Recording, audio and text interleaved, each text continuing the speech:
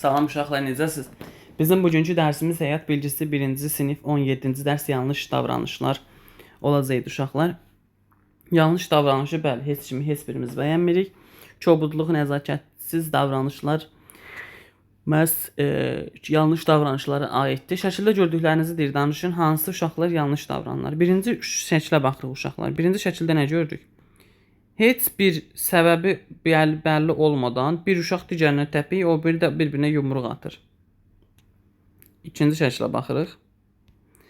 İkinci şəkildə sarı rənglə işarələyirəm. Burada idman müsabiqəsi üzrə uşaqlar bir-birindən döyüşəcək, mübarizə aparacaqlar və burada onlar daha sevimli, daha mehriban şəkildə bir-biri ilə mübarizə aparırlar.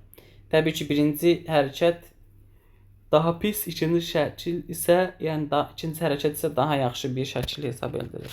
Hərəkət.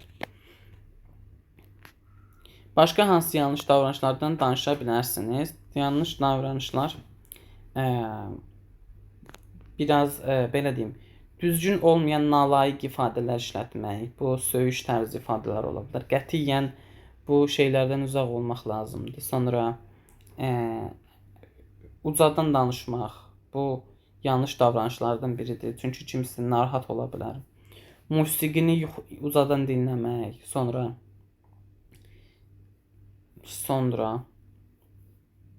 və sair kimi bir çox yanlış davranışlar mövcuddur. Məsələn, yanlış davranışlar əlimizi yumadan yeməyə oturmaq, bu da yanlış davranışlardan biridir. Və sair. Şəkildəki davranışlardan hansılar yanlışdır? İşarələyin və haqqında danışın.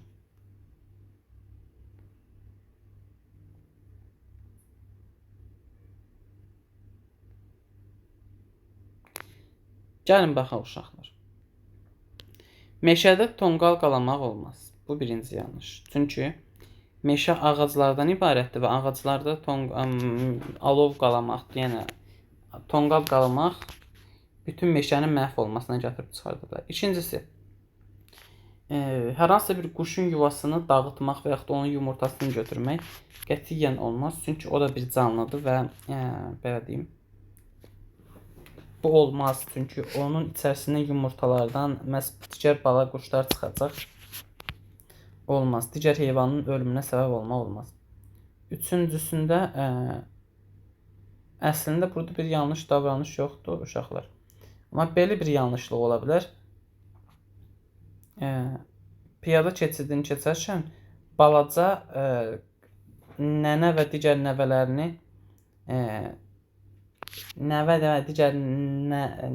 digər balacaları qarşısında keçir. Yəni onların yanında keçə bilər. Çünki böyüklər olmadan yolu keçmək olmaz. Dördüncüsü,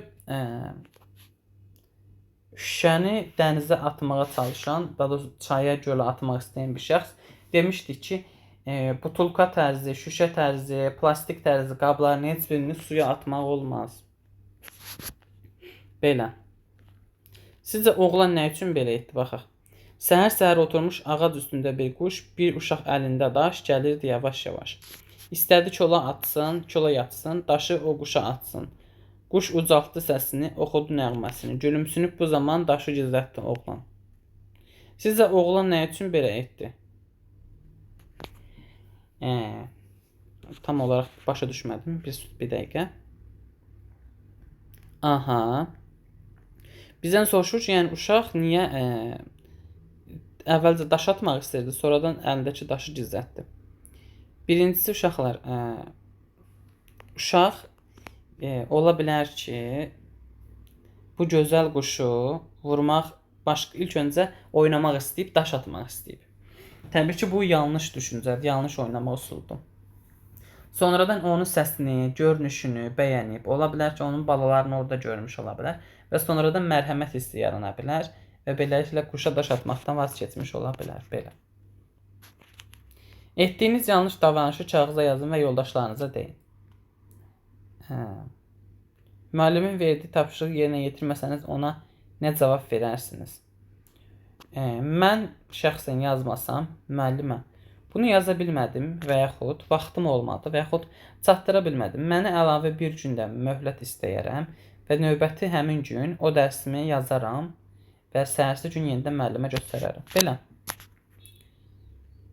Belə uşaqlar, inşallah ki, bəyənmiş olarsınız. Növbəti dərslərdə görüşərik. Sağ olun, salamat qalın.